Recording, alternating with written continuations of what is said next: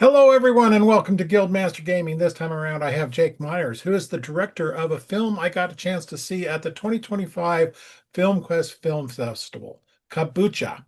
So I want to just jump right in on this one because it's quite an interesting. It was an interesting movie to watch and see the reactions of people. So, Jake, please tell us about your movie, Kabucha. So, Kombucha is about Luke, who is torn between his creative pursuits and also having some kind of financial stability. And I think a lot of people, unfortunately, can relate to that kind of tension. And he ends up taking this job at this company called the Symbio Corporation. And the Symbio Corporation, everybody drinks this kombucha that makes you excellent at your job, but it has some grotesque side effects. Okay. Uh, Oh, wow. this is not Kabucha. Is that some mother's secret that you just sipped on? No, actually, it's just sparkling flavored water. So, just, but I guess that Oh, was okay. good timing. I didn't even think about that when I did it, but that's too bad I have don't have one that's a little bit more orange. And so we got kabuki. Right. Yeah. And one of the things you mentioned, one of the big things I thought was really fun, especially dealing with a bunch of filmmakers and other creatives that were there.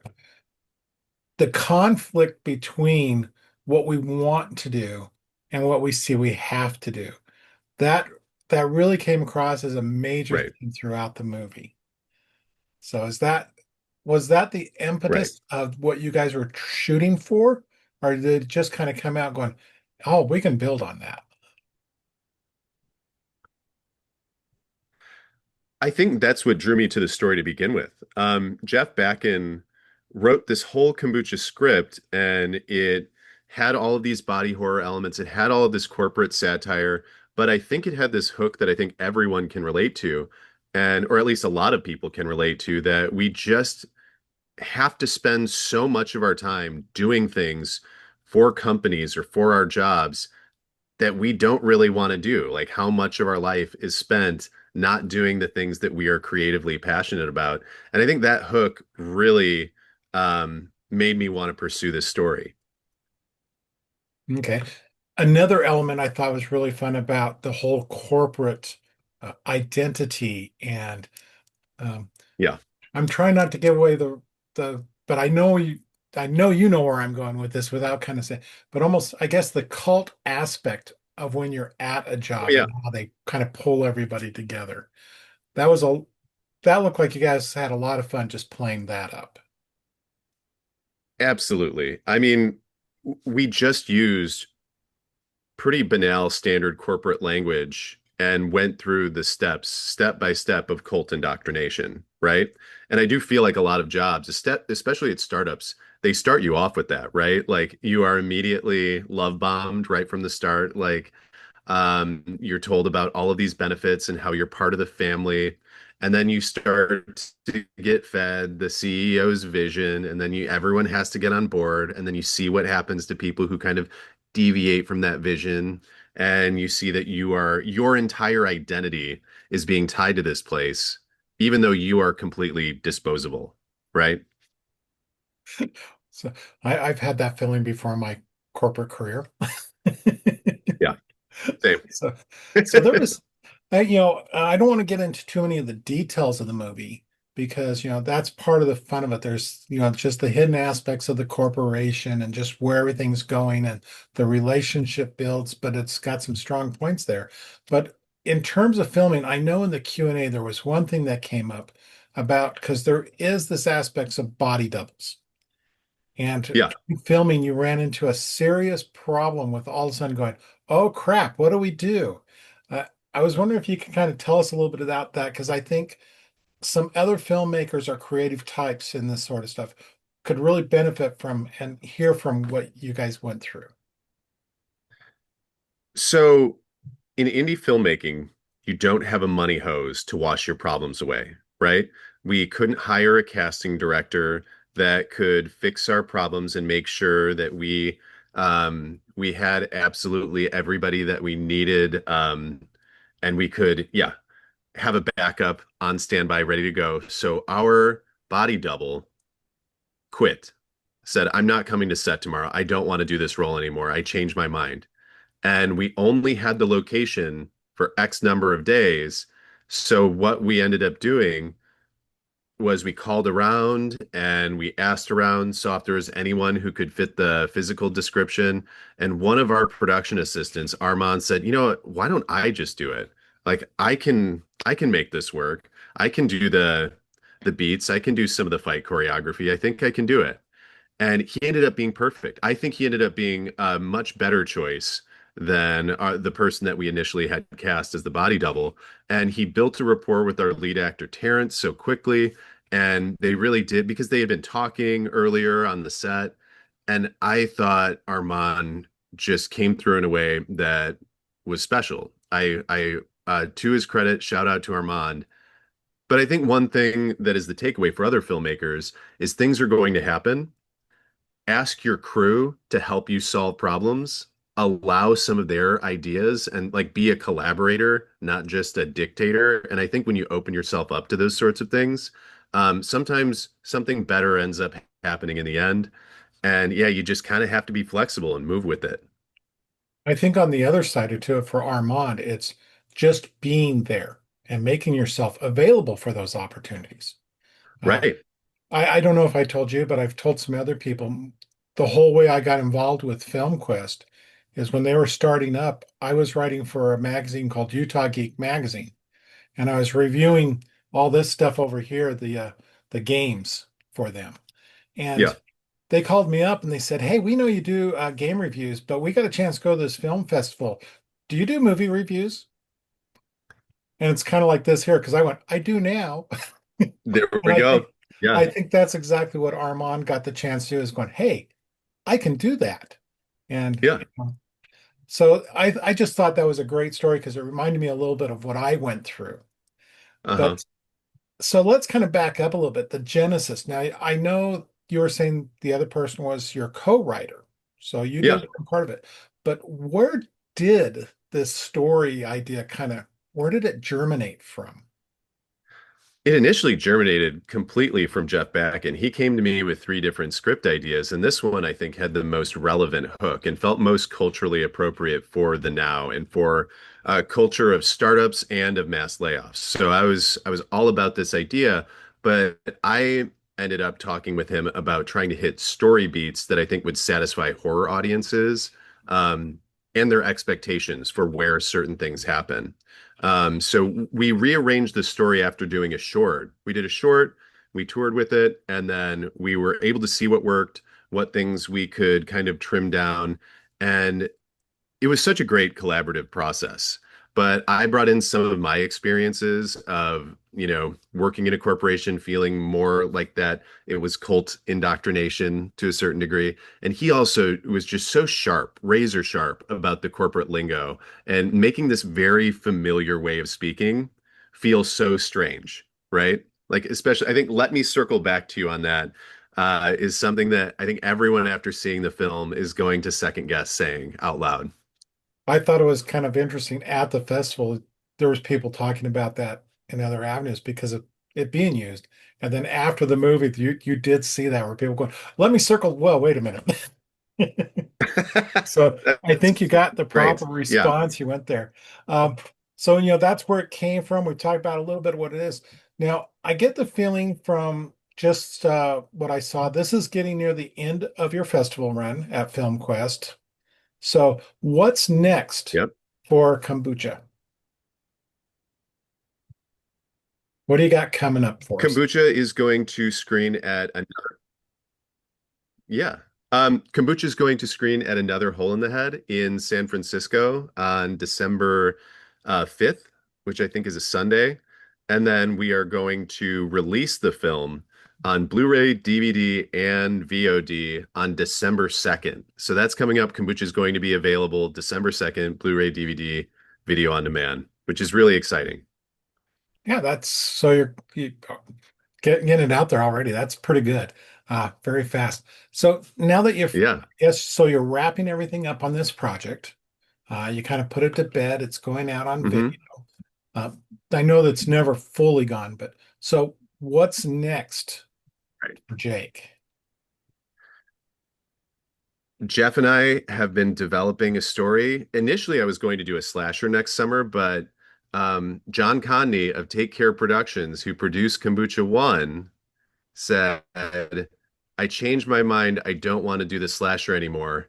Can you take that outline, that pitch that you had for Kombucha 2, and make it into a feature script so that we can film it next summer? Because I think that you guys can do something even bigger, better, more disgusting. And I said, sure. So that's what we're going to do. And we already have executive producers coming in who want to be a part of it. So it's going to happen. Kombucha 2, the sequel. We're going to start filming next summer. So can you give us any hints of where that one might be going? I mean, is it the same characters or?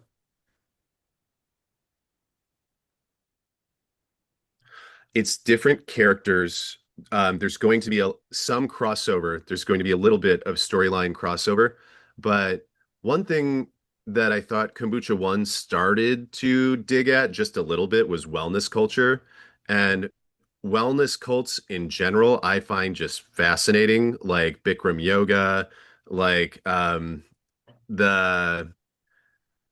what was it? Nexium is another wellness cult. And there's another one I think that's out of Venice Beach in Los Angeles that just got busted for having illegal kombucha. I'm not kidding. Like this weird wellness cult in Venice Beach in Los Angeles, illegal kombucha, and it's a former movie star. And all of these different things, I think it's fun to think about the alternative to corporate culture, but when you boil it down, a lot of times it ends up still being someone at the top extracting from vulnerable people. And I think that's what we're going to dig into a little bit. Okay, that sounds like a lot of fun there. So that's coming up. Yeah. So kind of on a more personal basis now, since we kind of gone through the film. So Yeah. your start in movies, what was it that, Yeah. what happened? What did you see? What did you do that went, I want to become a filmmaker? It was a couple things. I was a Blockbuster or movie theater person every single weekend. I was either at Blockbuster or the movie theater or both, and I just fell in love with watching movies.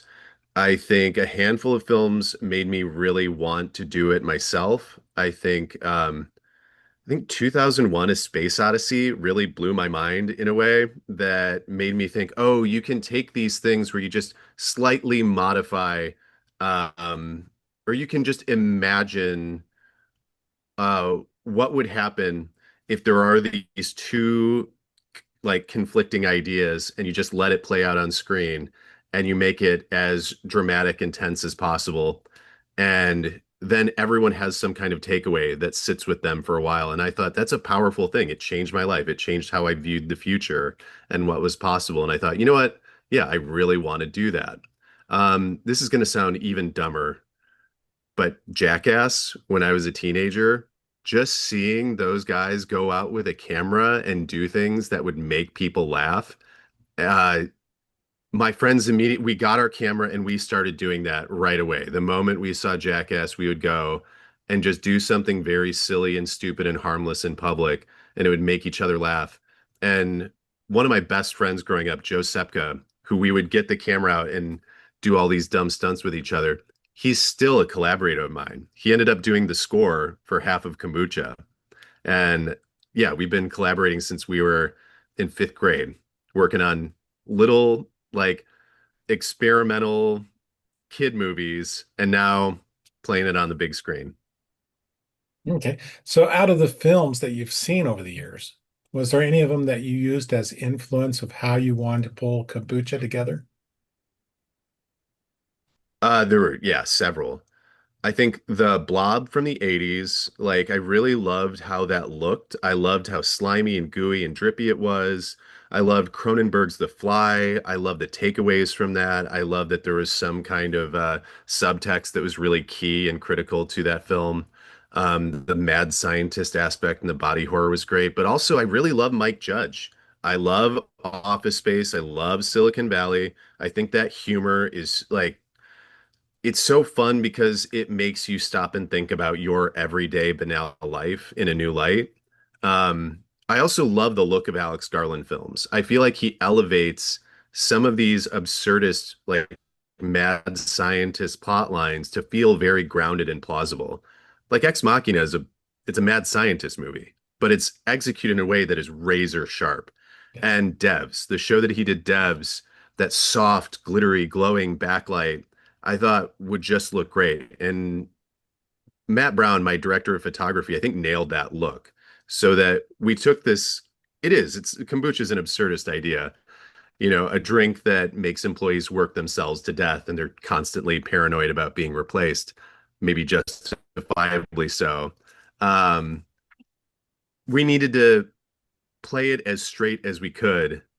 And I think having that kind of soft, plausible, sharp aesthetic helped us pull it off. Okay. So let's go a little bit further on you, as that is, besides the movies that you've watched, how do you keep your creative mind working?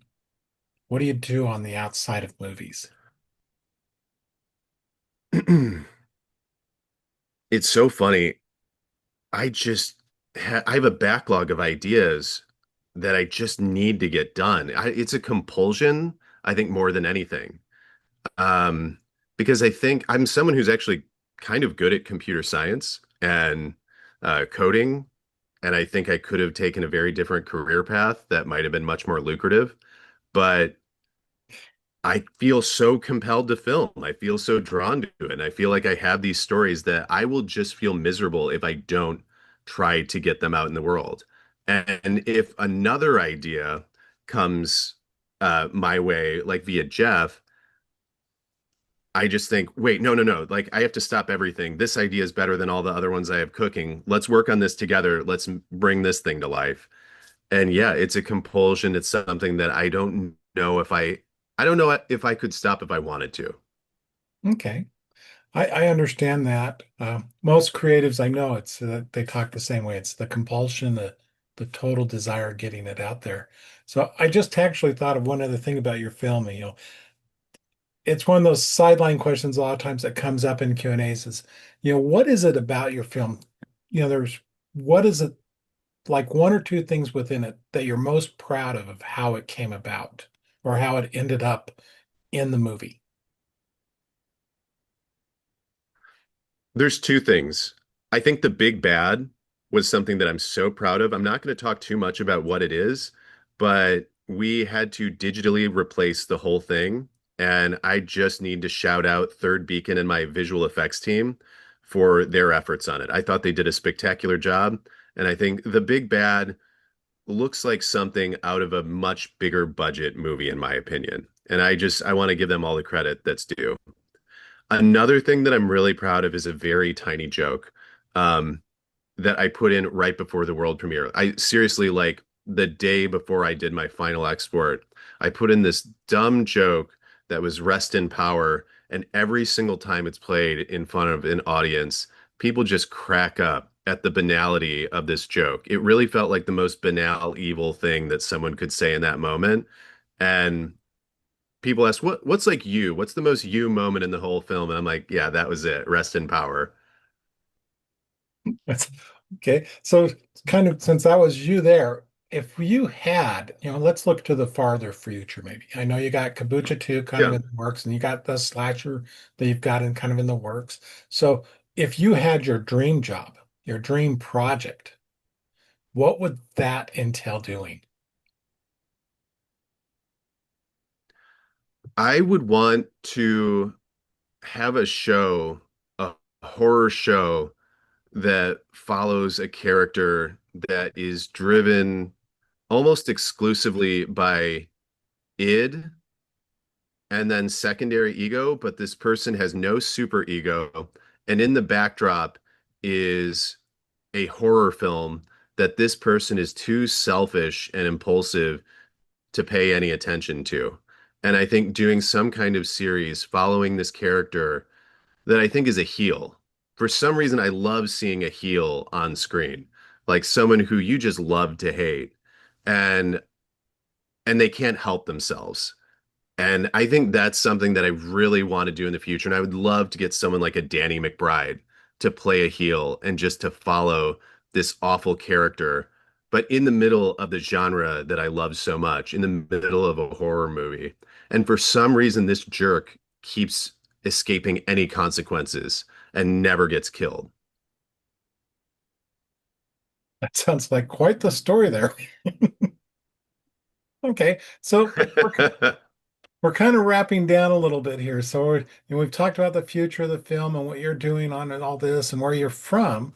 So, one of the things I kind of ask, especially since it's the first time I've interviewed with you, and that is if you had someone now come to you and say, I want to become a filmmaker, what advice would you Yeah, give them? I would say you just need to be stubborn. You're going to have a million roadblocks. You're going to have a ton of people tell you no. You are going to ask for things and just know that most of the time people aren't going to give them to you. And you just have to have this mentality that I need to make this film no matter what ends up happening, like what sort of obstacles I face. You just kind of need to be driven, simultaneously driven and patient. And then when people are gracious enough to offer their skills, to offer their help, to collaborate with you, you have to be open to those collaborations. You have to be open to some of their ideas. You have to have a North Star, of course, but you need, like, there are people that know more than you. Be open to some of those ideas and say thank you. Thank you. Be extra nice to anyone that helps make your vision possible because it is special. Being a director is a privileged position, and you just need to be so grateful for every moment that you get to do it. And anyone that goes above and beyond to help bring your vision to life, like, let them know what they did for you and that you sincerely appreciate it. Okay, so I think what we'll say is we're looking forward to seeing Kombucha too.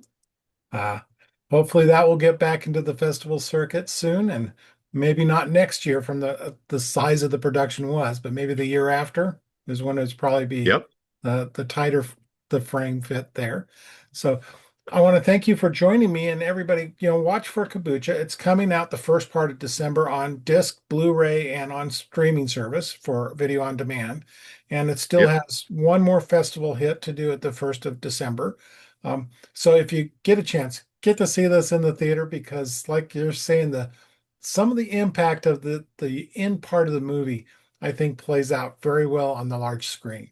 A lot of fun stuff there. Yeah. So if you do like what we're doing here with Guildmaster Gaming, please subscribe, like, share it out to people that you know that like this type of movie. I mean, you're looking at a solid satire about our current life in corporate America. And like we were talking about some of the other cultural aspects of how that all plays out. So, Jake, would you like to finish up with any other comments that you would like to leave with everybody? Um, yeah, I guess work sucks and then you die. And I think that is part of the mantra of kombucha. I really appreciate you having me on here. This has been great. Yep. Well, thank you for joining me.